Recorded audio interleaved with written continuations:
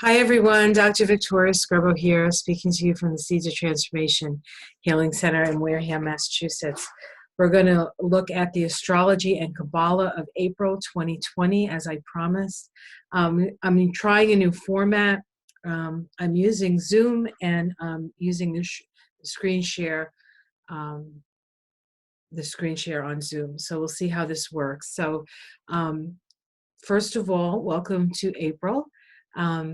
April promises to be another very transformational time as we have this particular recording. Most people are in some stage of lockdown. I live here in Massachusetts, and we've been in a state of emergency for 2 weeks, and we have stay-at-home orders now, except if we have to go to the doctor or the pharmacy or the grocery store. And only essential personnel are allowed to be sort of out and about working. So that's where we stand. All right. So we'll look at the numerology of April as we do each month. Of course, April is a 4 vibration, and we're in a 4 year. And so we take those two 4s and we add them together and we get an 8 vibration. Now, if you want to look at the cards associated with these numbers, of course, 4 is the Emperor card, okay? And we take the 4 and we add it together and we get the Strength card, okay? And so because we're in a 4 month and we're dealing with the 4 vibration, the 4 vibration is really a vibration of crisis and opportunity. It's a vibration of building foundations, okay? And so it's doubly important with the double 4 here that we actually do. We build the foundations for a new way of being, because once we get to the other side of this pandemic, the world will be different in many ways. And we're really getting stressed everywhere around issues of survival. Will we have enough food? Will we be safe? Will we have jobs to come back to? There are so many things that are sort of up in the air, and it requires a real leap of faith at this time. We also have the 8 vibration with the double 4, right, is the Strength card. Our ability to be strong, our ability to show good character. So let's take a look at the numbers. Oh, let's just do a little bit here. We have the two cards. Emperor plus Emperor equals Strength. And so one of the things that we're seeing or not seeing is how well people who are in positions of power are managing the crisis. Now, I live here in Massachusetts, and every time my governor gets on television, he's kind of he's very tall, Charlie Baker. He's very tall. He's kind of sort of laid back. He's very sort of steps back, but very different from, say, the governor of New York, of course, Andrew Cuomo. He's Italian. He's very expressive. He talks about his family. This guy doesn't really do that. He's very sort of, I don't know. I want to. It's just different. It's a different energy. But both of those governors and other governors that you get to see that you would never normally see, how they are dealing with the crisis and how they're taking hold and showing strength and showing leadership abilities, as opposed to perhaps some governors, or perhaps even higher than governors, who aren't expressing that in a way. Okay, so we're getting to see how people are governing, and government is being challenged at this time to see just how well it works for the people. And on the other side of that, we're going to know what works and what doesn't work. We're going to see the fissures in the system. We're going to see what needs to be changed. And once we're allowed out of our houses, then we can get to the work of that, right? Okay. So we have the Emperor plus the Emperor is Strength. We have Crisis, which is a 4 is crisis. Crisis equals power. So how you handle this crisis will determine just how much power you have over your own emotions. Okay. How can you move through this period of crisis and feel empowered? What can you do in your life that makes you feel empowered as opposed to feeling disempowered? Part of that is, making choices. The idea of washing your hands is an action of power, right? It's an action of power. And facing the challenges ahead is with a certain amount of faith is an expression of power as well. We have the practical four, plus the practical four is the law of giving and receiving.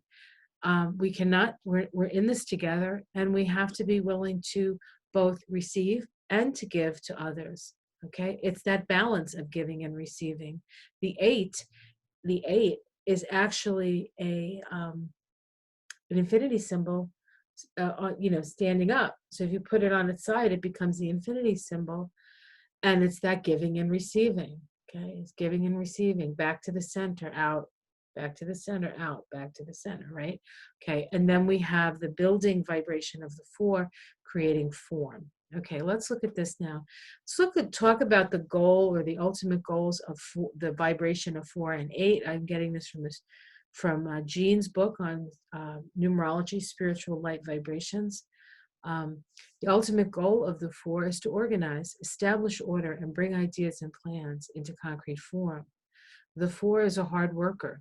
The 4 maintains order, system, and routine to make the dream become a reality and have some permanence on the plane of matter.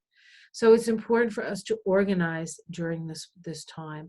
Very easy to sort of watch TV or Netflix or stay on the computer. And that's fine, because we do need to have something that sort of lifts our spirits. We do need to have relationship with other people. But we also need to take this time to organize our lives. I work at home, so it's in my situation, my personal situation is very similar to the situation that we all find ourselves in. I take care of my mother. She's almost 100 years old. And so I'm sort of tied to my house. Okay. Now I'm not afraid to go out because, in normal circumstances, I'm not afraid to go out because I think I'm going to catch something. Although I have to be, I try not to be around people who are sick because I'm the primary caretaker. So it's not like I'm worried about getting sick, but I can't go very far. So I'm used to this, quite frankly. But I know people who normally go out every day, this has got to be hard. And so we have to establish that order within our lives to help us mitigate and navigate this time. And the 4 shows that. This vibration gives us the opportunity to go through hard work, patience, perseverance, and steadfast determination.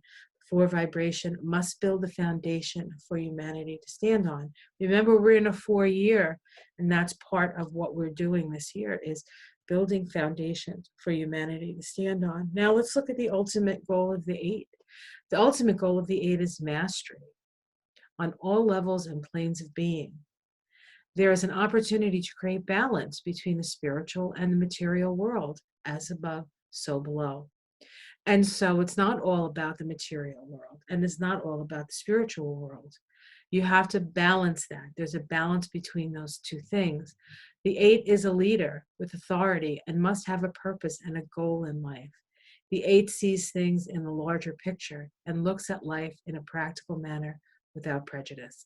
And that's really important, that little without prejudice things. We are going to be as healthy as we treat the least of us, especially when it comes to this contagious situation, right? So, everybody is equal. And what is it? Everybody's equal in the eyes of the Lord. Is that what it says in the Bible? Okay. And here we have the strength card. It's a balance of power. It's mind over matter. It has to do with strength of character. It's associated with the sign of Leo and the Kabbalistic letter Teth. Teth means serpent. The crystals associated, according to this particular thing that I got off the internet, buildingbeautifulsouls.com, in case you're wondering.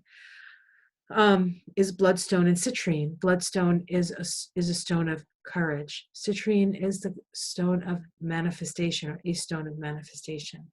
And so it's going to take courage for us to move through this time. Strength is about not just physical strength, but strength in the heart. Leo rules the heart.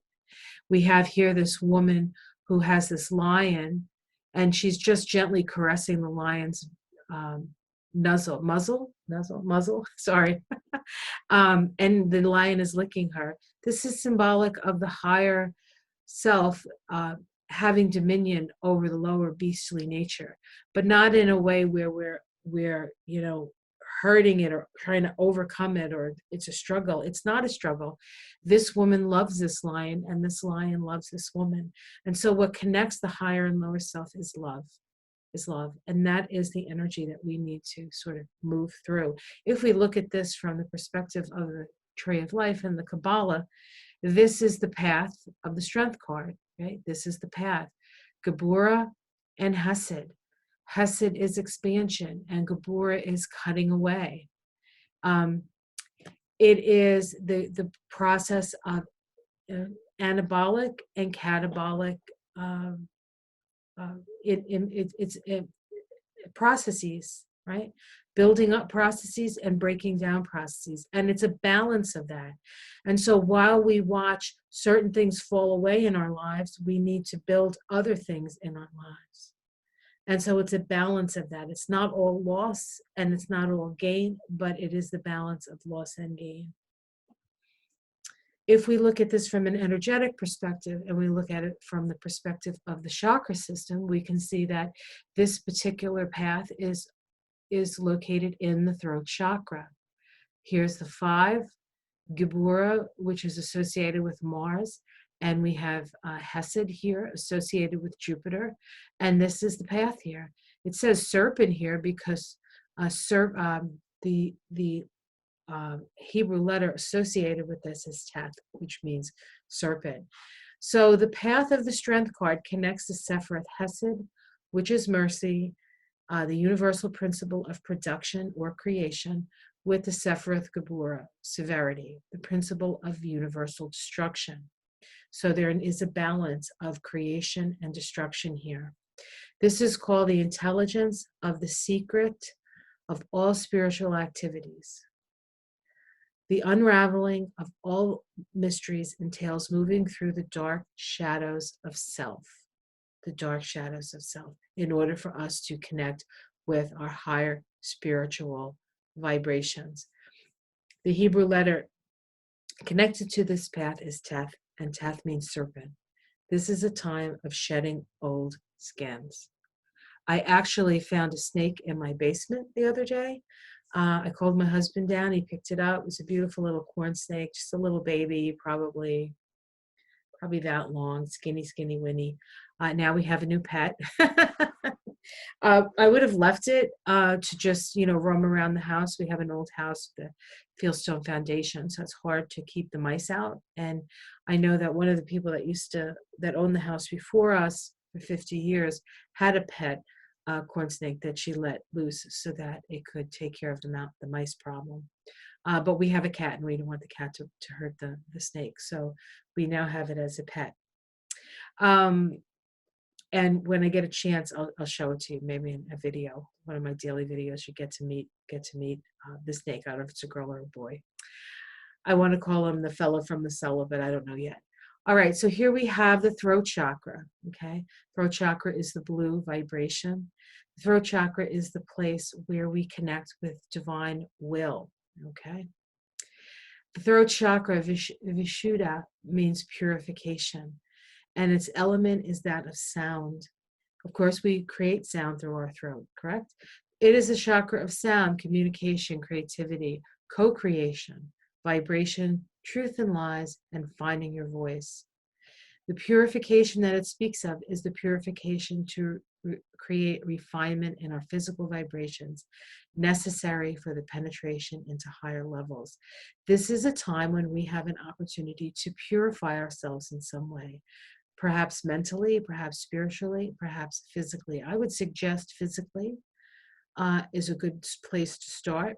one of the things, that most people don't have time for are things like purification. Just the washing of hands, the constant washing of hands is a purification. And so every time you wash your hands, if you sort of have that in mind, then that you're purifying yourself. When you take a shower or a bath, have it be a purification ceremony for you. This would normally be a time to do something like a sweat lodge. Of course, we can't gather and do stuff like that at this time, but anything like that, if you have a personal sauna or something, or even if you just, take a really hot bath and then wrap yourself in towels, assuming that you can do that, and it's not going to be a problem. If you have heart disease and stuff, that can be a problem. But if you're healthy, these are some of the things that you can do. Or you can just cut things out of your diet. Maybe this is the time to cut your eat out of your diet. Maybe it's time to go on a small fast, especially if you're worried about um, not having enough food. As long as you have water. Of course, you do this under doctor's orders, or ask your doctor, or don't just do it because oh, I think I'll just stop eating. That's not really what I'm talking about. I'm talking about it being something that you do for yourself in a very conscious way. Okay, so that's something that you could consider at this time. Okay, so the next thing we're going to talk about is the astrology, and I will be back for that.